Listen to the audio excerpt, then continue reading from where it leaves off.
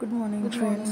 আজকে সকালে শুরু আমার বড় মাকে দিয়ে, তারপরে অনেকটা ব্রেক নিয়ে সবার ব্রেকফাস্ট করে আমি একটু সাফাই করছি। আজকে যেহেতু শনিবার, তো শনিবারে আমি সাফ সাফাইটা করি, তাহলে সারা সপ্তাহটা টেনশন থাকে না।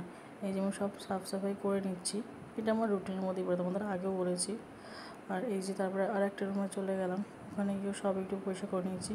তারপরে আজকে রান্নাবাড়ি স্টার্ট, এই বেগুন ভাজা হবে। আর হ্যাঁ, এই আমাদের গাছের উচ্ছে, বলেছি না আমাদের অনেক কাজ আছে ছাদে। এই যে আজকে নিরামিষ, যেহেতু পনির হবে, পটল হবে, আমদি ডাল হবে।